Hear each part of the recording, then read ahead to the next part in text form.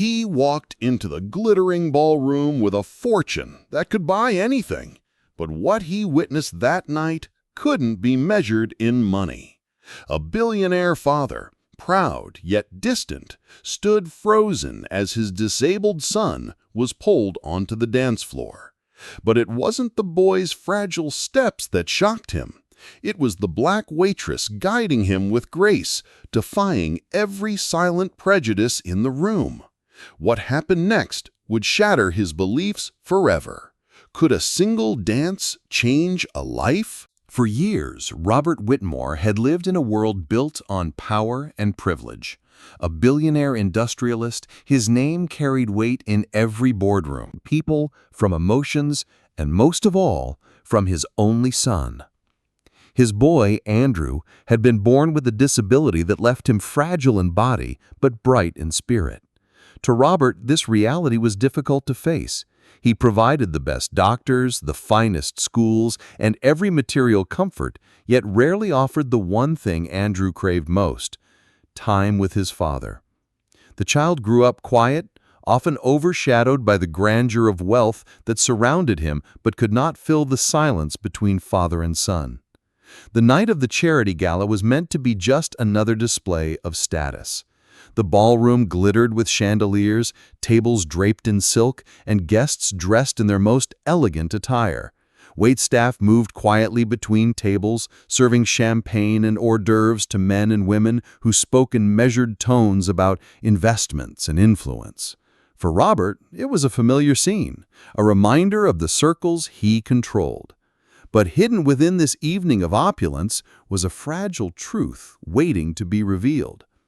Andrew sat at the edge of the ballroom, small in his chair, his eyes darting across the dance floor as music swelled around him. No one expected him to join in, least of all his father. Yet in that very room, someone unexpected was about to change everything. The collision of privilege and prejudice was about to unfold, and Robert would be forced to see the world and his son through eyes he had long refused to open. As the orchestra played a waltz, the guests filled the dance floor in graceful pairs. Andrew, still seated at the edge, watched with longing that was impossible to hide. His small hands gripped the armrests of his chair, as though holding back the ache of wanting to be part of something he had always been denied. That was when Diana, a young black waitress, noticed him. She had been moving quietly between tables, balancing trays of crystal glasses, careful not to draw attention. But her eyes caught Andrew's, eyes wide with yearning. Without hesitation, she set her tray aside and knelt beside him. "Would you like to try?" she whispered gently. The moment her hand reached for his, silence rippled through the room. Conversations faltered. Guests turned. A waitress was stepping out of line. Not just any waitress, but a black woman in a ballroom filled with wealth and judgment. As she helped Andrew to his feet, whispers grew louder. Some laughed under their breath. Others shook their heads. Robert's face stiffened. He wasn't used to being embarrassed, and now his son was in the middle of it, being led onto the floor by someone society around him still saw as less. Andrew stumbled at first, but Diana steadied him. Together, they moved slowly to the rhythm. One step, then another. For the boy, it was freedom, an escape from the cage of his chair. For Diana, it was defiance, a statement against invisible lines drawn by prejudice. Yet the room's tension grew unbearable. A wealthy guest muttered, "Unbelievable, this isn't her place." Another pulled out his phone, smirking, ready to capture a moment of mockery rather than magic. Robert stood frozen, torn between pride at seeing his son smile and the weight of judgment pressing from every corner. His instinct was to stop it, to protect his name, his status. But each step his son took with Diana widened a crack in the walls Robert had built around his heart. And then came the breaking point. As the music swelled, Andrew let go his chair completely, standing taller than he ever had before, guided only by Diana's hand. Gasps filled the room, some in awe, some in disgust. All eyes turned to Robert. Would he silence this moment, or finally confront the prejudice that ruled his world? The music swelled, but the room was anything but harmonious. Diana and Andrew moved in fragile rhythm, every step a small victory against doubt. Yet the air thickened with hostility. A man in a white dinner jacket finally broke the silence, his voice sharp enough to cut through the orchestra. "This is disgraceful. Let the professionals dance, not the help." The words struck like a slap. Laughter rippled from one corner of the ballroom. Someone else muttered, "Imagine letting your son be paraded around like this, by her." The poison wasn't hidden anymore. It spilled freely, feeding the prejudice that had always been whispered, but rarely said aloud. Andrew faltered, his smile fading. He glanced at his father, searching for reassurance. Robert's face was pale, caught between two worlds, one of power and reputation, the other of love and truth. For a moment, it seemed he might walk away, leaving his son stranded in the cruel spotlight. But Diana didn't let go. Her grip tightened, steadying the boy. One more step, her presence seemed to say, and Andrew lifted his chin, defying the laughter. The room roared louder, mockery mixed with outrage. Someone even moved to stop them, hand outstretched, as if to drag them off the floor. That was when it happened.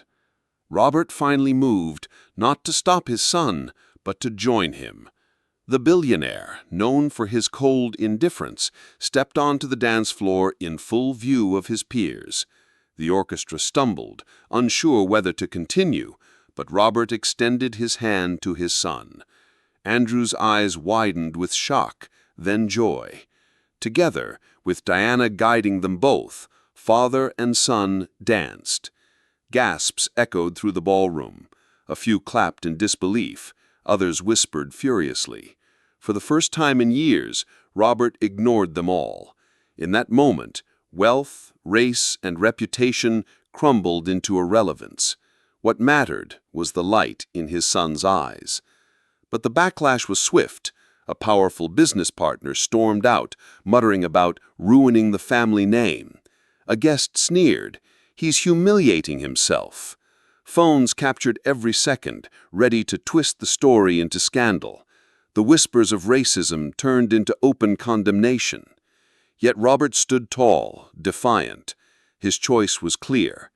For his son, for the woman who had dared to care, he would face whatever storm followed. The music reached its final note. The ballroom fell into stunned silence, every eye locked on Robert, Andrew, and Diana. And then slowly, someone began to clap. One, then two, until applause broke out, not from everyone, but from enough to drown out the hatred. The sound filled the air, fractured, messy, but undeniable. For Robert, it was both a triumph and a reckoning. The world he had built on money and silence was collapsing, yet from the ruins something greater was being born. Still, the question lingered.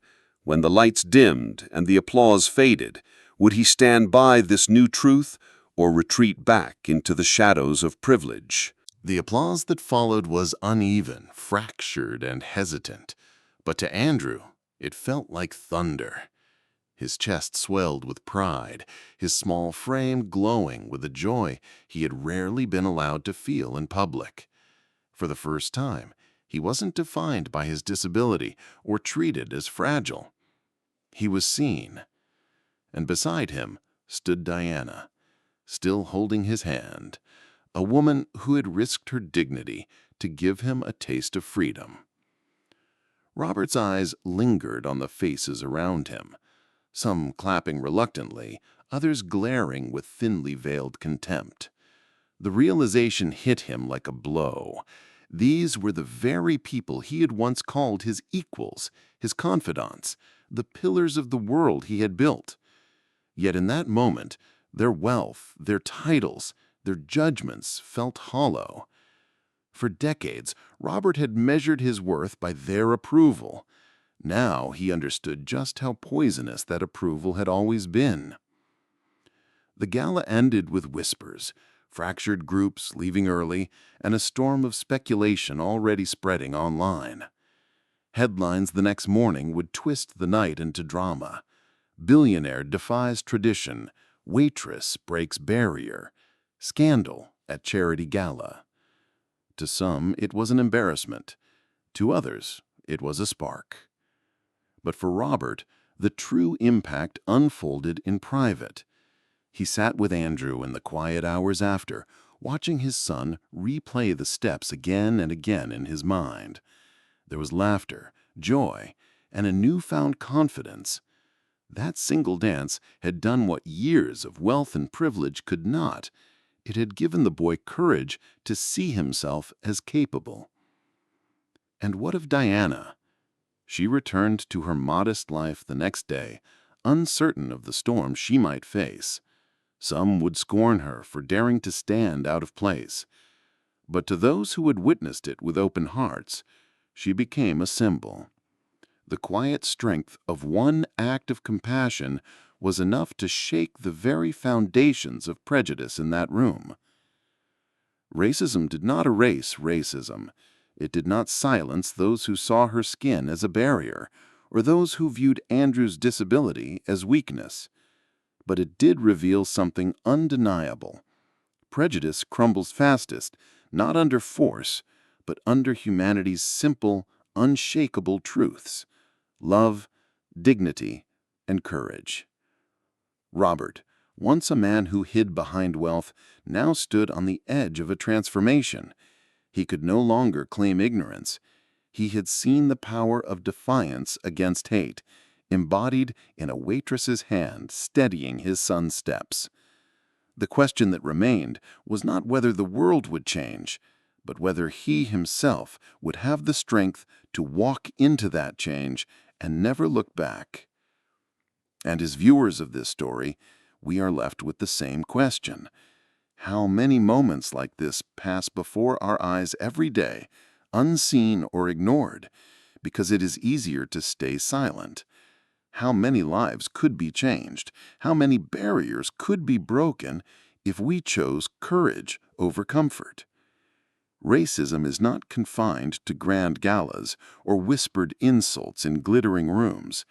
It lives in daily decisions, in the eyes that turn away, in the voices that stay quiet when someone is pushed aside. But if a single act of compassion on a dance floor could alter the course of a powerful man's life, imagine what could happen if each of us chose to stand, to steady, to guide, when the world tells us not to. So I ask you, when the music rises and the spotlight turns, will you step forward or will you let silence win?